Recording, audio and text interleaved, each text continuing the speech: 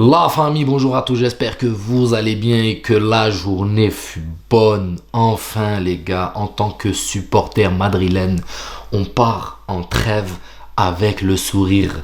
Enfin, on voit une équipe qui fait plaisir à regarder, avec de la combinaison, de la cohérence, avec des joueurs qui font le boulot. Parce que quand tu nous vois partir sur les anciennes trêves, on est en larmes, on est en panique. On se dit, mais sérieux, comment ils vont revenir de ces trêves?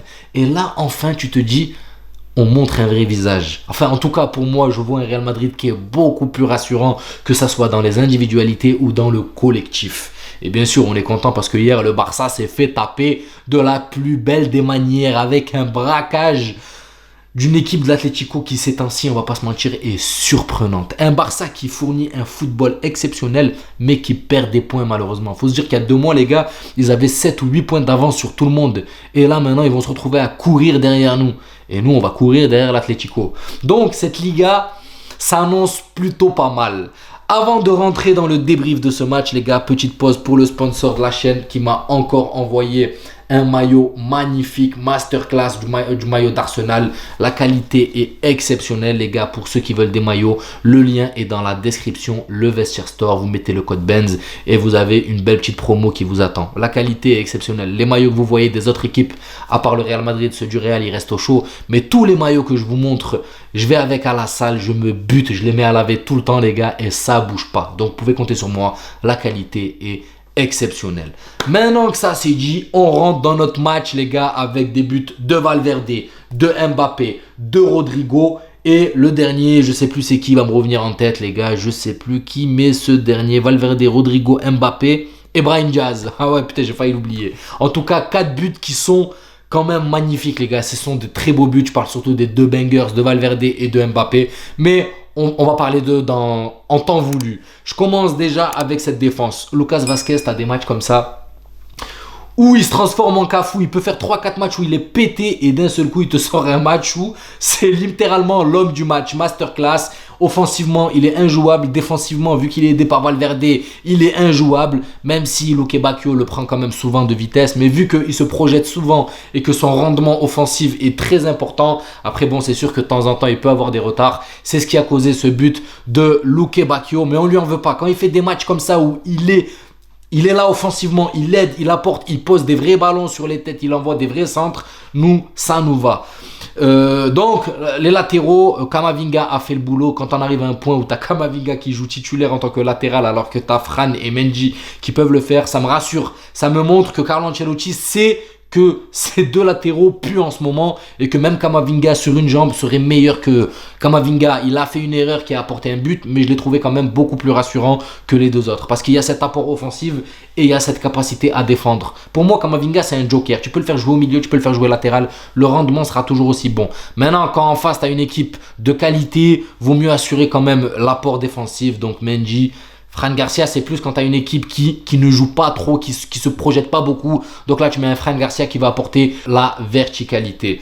Au milieu de terrain, je vais pas vous mentir, les gars, ce double pivot, Valverde, Ceballos, ça fonctionne. Ils sont complémentaires les deux, on va pas se mentir. Parce que tu en as un qui a une qualité technique indéniable. Ceballos est très bon techniquement. Et l'autre côté, tu as Valverde qui a une capacité et un coffre physique qui vient combler le manque physique de Ceballos. Et par contre, Ceballos, lui, vient combler le manque technique de Valverde. Et je trouve ces 2 joueurs complémentaires parce que tu en as un qui part de derrière, l'autre est un peu plus devant. Quand tu en as un qui est un peu plus en retrait, l'autre monte un petit peu et ça se... Voilà, ils arrivent à être complémentaires. Donc moi je trouve, la dernière fois qu'ils ont joué ensemble tous les deux, c'était très intéressant. Je l'avais dit déjà dans la vidéo. Là, je les trouve encore plus intéressants. Ça fonctionne. Donc, Ancelotti, là, tu as un double pivot qui fonctionne très bien. Songe à le garder. Il ne faut pas encore tout changer au prochain match qui sera, je ne sais plus contre qui, le 3, contre Valence, match en retard, pour nous permettre de passer devant le Barça définitivement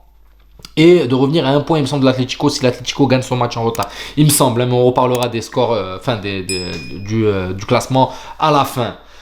Bellingham a fait du Bellingham, il est là sur les bons coups, il ratisse, il est là, il fait le travail un petit peu pour aider le double pivot, il est là à l'apport offensif, il est là à l'orientation du jeu.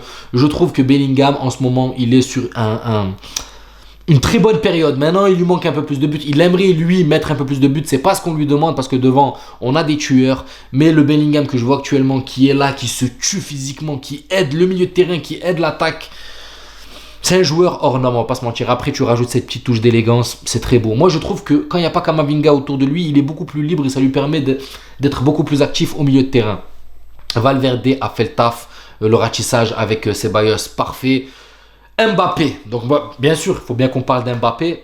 Et je vais pas vous mentir, je trouve qu'Mbappé est en train de monter en puissance. C'est ce qu'on voulait. Là, il est en train d'enchaîner 4 matchs. Moi, ce que je voulais toujours dit, les gars, je voulais une continuité. Parce que c'est bien beau de mettre un beau but contre Gérone et d'ensuite que tu sois éteint pendant 3 matchs. Sauf que là, ce qui est bien, c'est qu'on a une continuité. Et je trouve qu'il est beaucoup plus présent et beaucoup plus altruiste dans son jeu. Et là, c'est intéressant. Parce que maintenant, il arrive à jouer en déviation. Quand tu vois cette passe qu'il fait pour Brahim dans un petit espace, ça, c'est très intéressant de la part d'un neuf. C'est un peu un neuf à la Lewandowski qui arrive à trouver des espaces sur les joueurs qui arrivent de côté. Et Brahim, il a cette complémentarité où il peut s'adapter avec n'importe qui. Il peut combiner avec n'importe qui. Et Brahim, je vais vous raconter cette petite subtilité. C'est que moi, il me fout la haine. Parce que quand il joue titulaire, il est nul. Là, il s'est réveillé seulement en deuxième mi-temps. Quand tu vois la première mi-temps de Brahim, tu te dis, wesh, Brahim, on te donne du temps de jeu. Tu es là, quand tu es remplaçant, tu rentres, tu fais des entrées de psychopathe. Et quand tu es titulaire, frère, tu pues la merde. Là, première mi-temps, j'avais le seum contre Brahim. Il est toujours bon quand il rentre, mais quand il est titulaire, j'ai l'impression que la pression le dépasse. Là, pareil, tu as le mec qui se réveille en deuxième mi-temps comme s'il venait de rentrer, tu vois. Limite, c'est en deuxième mi-temps que le mec se réveille. Donc, Brahim, il faut que tu prends un peu plus confiance en toi et que dès le début, tu mets de l'impact. Maintenant, après, nous, on prend, que tu le mettes en première mi-temps ou en deuxième mi-temps, l'impact, on le prend. Du coup, comme je vous disais, Mbappé, c'est bien parce qu'il a des joueurs comme Brahim qui peuvent combiner. Mais comme je vous l'ai dit, là, il est beaucoup plus altruiste. Il est beaucoup plus létal devant les barres. Tu sens que maintenant, les frappes, quand il a le temps d'armer, à 80%, ça rentre dedans. Donc là, c'est très intéressant. J'ai hâte de voir le Mbappé de la deuxième partie de saison. Lui-même l'a dit dans sa vidéo. J'ai hâte de voir ce que ça va donner. Cependant, moi, je sens qu'il y a une confiance qui est en train de remonter crescendo. Sauf que, attention, beaucoup de ratés. Là, c'est des ratés où tu joues, tu as déjà 2-3 buts d'avance, donc tu es serein. Par contre, ces ratés-là en Ligue des Champions, c'est pas pardonnable. Et on l'a vu hier avec le Barça. Beaucoup de ratés de la part de Lewandowski. Rafinha, pareil, qui bégaye sur le lob, elle tape la barre. Ou à la fin, il sort sur Oblak. Ça, c'est des choses où, sur des matchs cruciaux, tu les rates, t'en payes le prix direct. Et on l'a vu hier contre l'Atlético. Là, ça va, c'est Séville, pas avec des joueurs très offensifs. Les Luke Bakio et tout, ils doivent faire un long chemin pour porter le ballon vers l'avant. Donc voilà, tu as une avance, on va dire à l'aise, tu as une maîtrise correcte. Cependant, quand tu joues une équipe contre l'Atlético qui va pas te donner grand chose à manger, ou quand il va te les donner, il va falloir les mettre dedans parce que sinon, eux, derrière, ils vont les mettre, ils vont pas les rater. Les gars, hier, l'Atlético, c'est 5 tirs, 4 cadrés, 2 buts.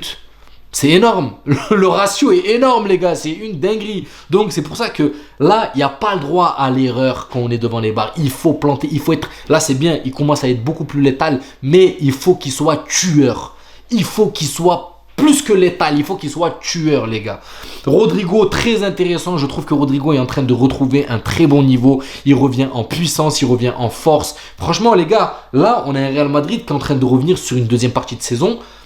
Mais comme on le veut en fait, on est en train de revoir de la combinaison, de revoir une symbiose qui est en train de se créer, des combinaisons. Non, franchement, moi je trouve que la deuxième partie du Real Madrid la deuxième partie de saison, va être très intéressante et j'ai hâte de suivre ça avec vous. En tout cas, pour un dernier match de l'année, les gars, on est gâtés. Maintenant, j'ai hâte de voir le 3 contre Valence. Est-ce qu'on est dans la continuité ou cette trêve où normalement ils doivent se reposer parce qu'il me semble qu'il n'y a pas de match, ils doivent récupérer et venir pour tout niquer jusqu'à la fin, les gars. Le dernier rush, on doit vraiment faire du sale. Bon, il y aura une autre trêve, il me semble, mais il faut faire du sale. Parce que là, on se réveille et il faut continuer. Il faut continuer. On a déjà coché 2 trophées sur 6 ou sur 7, je ne sais plus combien. Donc, il faut continuer, sachant qu'il y a la Coupe du Roi qui arrive, il y a la Super Coupe d'Espagne. Il y a beaucoup encore de compétitions qui arrivent. Il faut qu'on soit létal jusqu'au bout. On a besoin de toutes les ressources de l'équipe. On a besoin d'un grand Vinicius qui revient en forme, d'un Rodrigo qui revient en forme.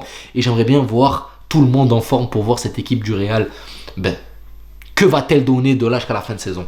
Prenez soin de vous la famille, j'espère que la vidéo vous plaira. N'hésitez pas à vous abonner, à liker, ça donne beaucoup de force à la chaîne. Je vous souhaite une bonne année. Je referai encore 1 ou 2 vidéos jusqu'à la fin d'année, mais je vous la souhaite en avance. Bonne année, bonne santé et je vous dis à la prochaine vidéo.